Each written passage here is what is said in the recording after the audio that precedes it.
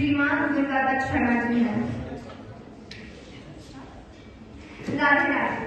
सरलता, सजगता और मृदुता की परिणति माननीय निर्णायक मंडल के सदस्य, यहाँ पे उपस्थित सभी श्रोतागण को मेरे दिल की गहराई से शत-शत नमन। मैं Archita Sharma DLED first year की छात्रा आज आप सभी के सामने अपने विचारों को प्रस्तुत करने जा रही हूँ। जैसा कि आप सभी को विदित है, आज का हमारा विषय है पंचप्रण। पंचप्रण जो कि हमारे प्रधानमंत्री जी द्वारा हमारे राष्ट्र को आत्मनिर्भर व विकसित करने के लिए बताया गया है। देखा जाए तो इसका हर एक प्रण अपने आप में बहुत महत्वपूर्ण और गूढ़ है। और आज इसी में से एक अपनी जड़ों पर गर्व करना, इस विषय पर मैं अपने विचारों को प्रस्तुत करने जा रही हूँ।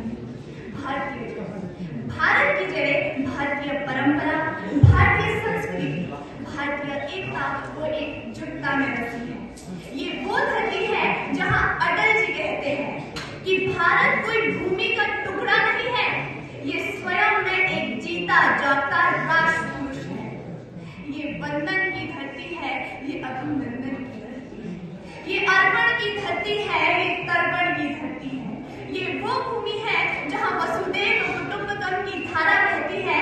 ये वो भूमि है जहाँ सर्वे भवन्तु सुखिनः, सर्वे सन्तु निरामयाः, सर्वे भद्राणि पश्यन्तु मा कश्चित् दुःखात् भवेत्। अर्थात सभी के सुख की कामना की जाती है।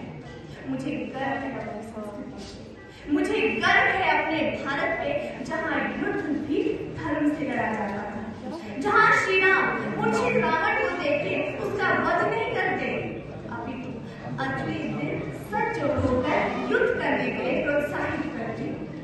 मैं उस देश की नागरिक हूँ जिसके होठों पे गंगा और हाथ में तिरंगा है। मैं उस देश की नागरिक हूँ जो कभी सत्यम शिवम सुंदरम, कभी वंदे मातरम, कभी पंजाब सिंध गुजरात मराठा, तो कभी द्रविड़ उत्कल गंगा है। मैं उस देश की नागरिक हूँ जहाँ पे हर ठुकराए हुए को शरण स्थली मिल जाती है और 7 समुंदर पार ये अपने परदेशियों को भी ब्रदर एंड सिस्टर कहकर बुलाता है। जी हाँ, इस प्यार की प्रेम की भूमि को भारतवर्ष कहते हैं, भारतवर्ष कहते हैं। हमें गर्व होना चाहिए अपनी संस्कृति पे, हमें अपनी संस्कृति को बचाना है, बढ़ाना है और आगे लेके जाना है।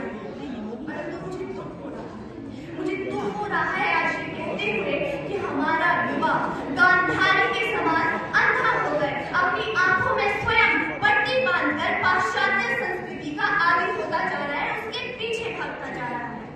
आज 2 मिनट में मैगी बन जाने वाले जमाने में जहाँ कोई भी खबर चुटकियों में पूरे विश्व में फैल जाती है, इस जमाने में वो लीन हो चुका है। 4x4 इंच की छोटी सी स्क्रीन पर अपने कोमल उंगलियों के घर्षण मात्र से अपनी भावनाओं के इमोजी भेज रहा है। हमारे युवा को जगने की आवश्यकता है, हमारे युवा को ऊर्जा के साथ आगे बढ़ने की आवश्यकता है।